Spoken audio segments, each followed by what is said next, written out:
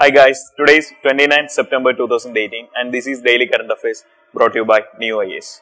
And our topics are State Disaster Response Fund, Global Wetland Outlook Report and Swell Waves Save. It is a program for the conservation of vultures, and on map aided program we have Krakatoa Volcano or Krakatoa Island and PQRS, that is Previous Question Revision Series. And our very first topic is State Disaster Response Fund. This fund is in news recently because the central government has likely to increase the grant to this particular fund. This fund SDRF is used for the meet the requirements when natural calamity or disaster occurs in state. Earlier, the allocation of union government to this particular fund is 75% of the total fund, but now the allocation should increase to 90%. That is, only 10% of the fund should be meted by the state government.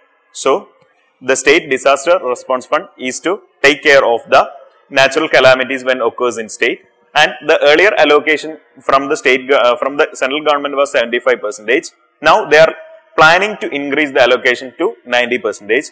So, the state only need to meet the remaining 10%. And this fund is created as part of the Disaster Management Act 2005, in which two funds were created. One is the National Disaster Response Fund NDRF at the national level and State Disaster Response Fund at the state level. And NDRF is under the section 46 of the Disaster Management Act 2005. The National Disaster Response Fund is formed under the section 46 of the Disaster Management Act 2005. And this National Disaster Response Fund is considered as a supplement to the State Disaster Response Fund. Because when a natural calamity occurs, example in the case of Kerala, the State Disaster Response Fund will not be sufficient to meet all the requirements or all the expenditure. So, an additional corpus of money will be given from the National Disaster Response Fund. So, the main intention of National Disaster Response Fund is to supplement the State Disaster Response Fund, and this National Disaster Response Fund is under the Union Government of India's public account or simply public account of India under the category reserve funds not bearing interest. So, National Disaster Response Fund is under the public account of India. We know that three kinds of accounts government have. One is the public account of India, second one is the contingency fund of India, third one is the Consolidated Fund of India. So, this National Disaster Response Fund is in the public account of India under the category of reserve funds not bearing interest. And the relief activities related with the disaster are monitored by mainly two ministries. One is the Ministry of Agriculture and other is the Ministry of Home Affairs. In the case of Agriculture Ministry, specifically we could say the Department of Agriculture and Cooperation leads these activities. National Disaster Response Fund is formed as per the Disaster Management Act 2005, and this is mainly intended to supplement the State Disaster Response Fund, which is under the two ministries, which is monitored under the two ministries, which one is the Ministry of Agriculture and other is the Ministry of Home Affairs. Our next news is about Global Wetland Outlook.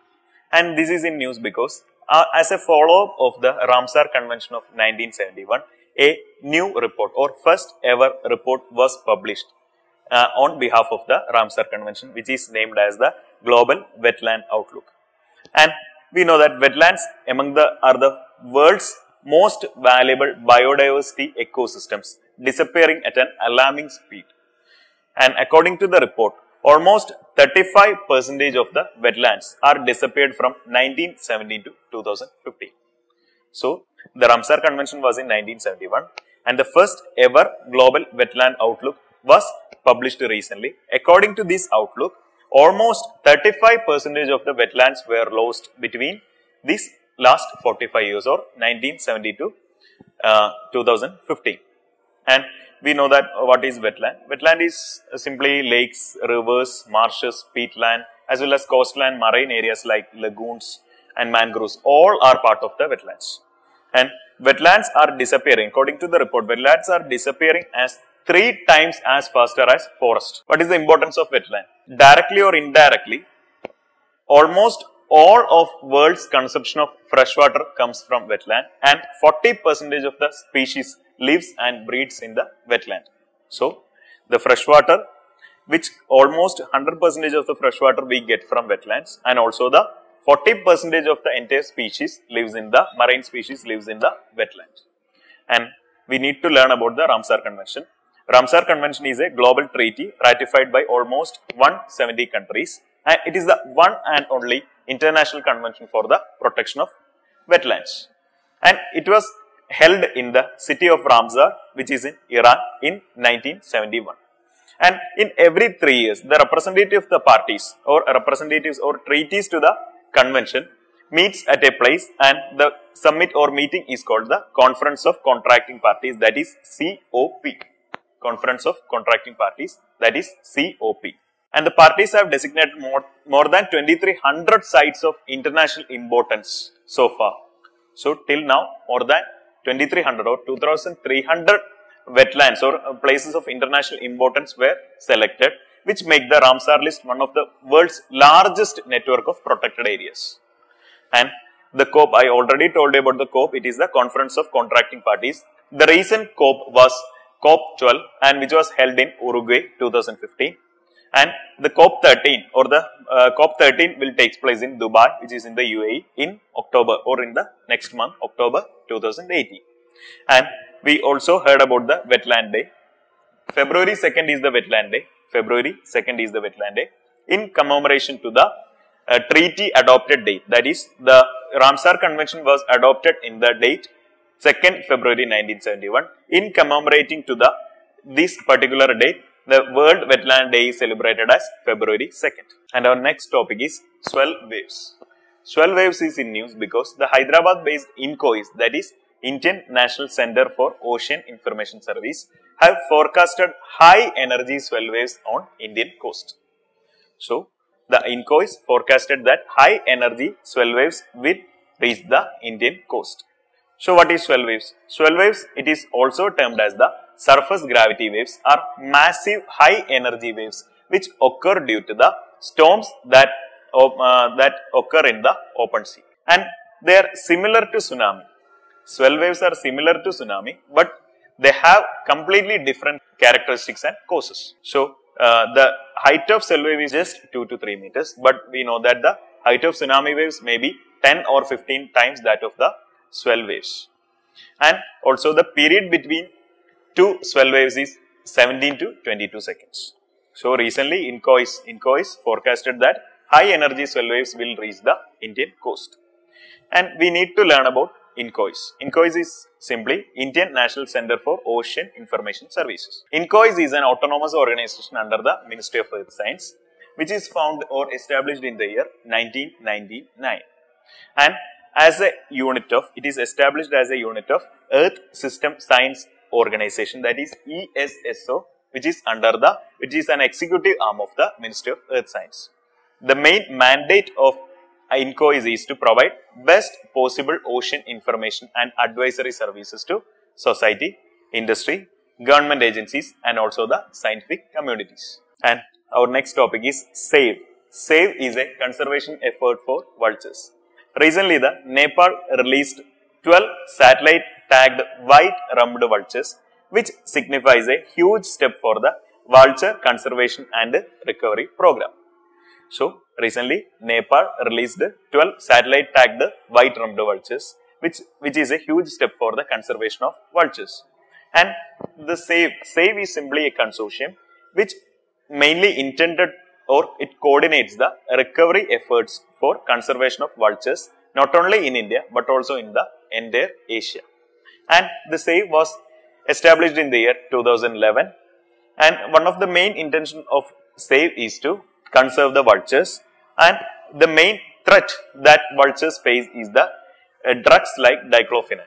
Diclofenac drug is used for cattle in case of inflammation. So, when this cattle dies, the vultures eat the flesh of these cattle, but this diclofenac affects the entire kidney system of the vultures and they go to die. So, and one of the intention of SAVE is the rapid removal of diclofenac and other drugs toxic to vultures and make safeguards to their food supply in key areas defined as the vulture safe zones. So, vulture safe zones are areas in which vultures are safe and they are away from the toxic drugs which affects their life. And we know that India has 9 kinds of vultures, in which 4 kinds are, including the white-rumped vultures, are under the critically endangered category by IUCN. Our next topic is map aided program, and on map aided program we have Krakatoa. This is the explosion or eruption of Krakatoa. Krakatoa is a island in Indonesia. So, it is the name of an island in Indonesia which is famous for the volcano of the same name. So, we could say Krakatoa island is there in Indonesia. Also, Krakatoa volcano is located in the same island, Krakatoa island, which has the volcano has the same name of that particular island. The main reason for the formation of Krakatoa island is the subduction of the Australian plate below the Eurasian plate. So, we know about the tectonic theories, plate tectonics, in which the Australian plate were subducted under the Eurasian plate near to this particular area of Krakatoa island or Krakatoa volcano, and this subduction is the reason for the formation of Krakatoa island. And it is this Krakatoa island or Krakatoa volcano is a very infamous volcano, which one of the main eruption was in 1883, which caused the death of almost 36,000 people, and almost 20 million tons of sulfur were released to the atmosphere. So, it is a major volcano, and the main infamous eruption happened in 1883, which caused almost the death of 36,000 people and which caused 20 million tons of sulfur released to the atmosphere. And our next topic is PQRS, that is previous question revision series. And in PQRS we have a question from the 2011 prelims. A new optical disc format known as the Blu-ray disc is becoming popular. In what way it is different from the traditional DVD? So, we know that Blu-ray disc, that is BD, and DVD, that is digital versatile disc. And this question combines the Blu-ray disc as well as the DVD. So, the first statement is DVD supports standard definition video while Blu-ray disc supports the high definition video. Second statement is compared to DVD, the Blu-ray disc format has several times more storage capacity. And third statement is the thickness of Blu-ray disc is 2.4 mm and the thickness of DVD is 1.2 mm. Which of the statement given above is or are correct? Option A, 1 only. Option B, 1 and 2 only. Option C, 2 and 3 only. Option D, 1, 2 and 3 or all of the above. So, this is a comparison between the Blu-ray disc and DVD, and Blu-ray disc were introduced near to the 2010 at that time it was in current affairs. That is the significance of this particular question.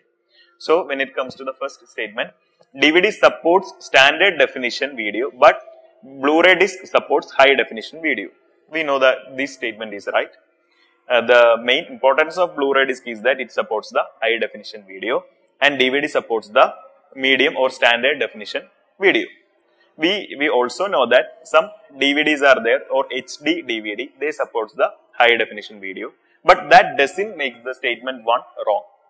It is a fact that DVDs support standard definition video, or okay, it also supports the high definition video, that is HD DVD supports the high definition video and also it supports the standard definition video, and Blu-ray disc supports the high definition video. So, the statement 1 is right. Or we can go to the second statement. Compared to DVD, BD has or Blu-ray disc formats have several more storage capacity. So, this is the second statement. We know that the storage capacity of DVD is almost 4.7 GB. 4.7 GB. But in the case of Blu-ray disc, the storage capacity is almost 25 GB or some Blu-ray discs are having 50 GB capacity. So, statement 2 is also right. When it comes to the statement 3, the thickness of Blu-ray disc is 2.4 while that of the DVD is 1.2 mm.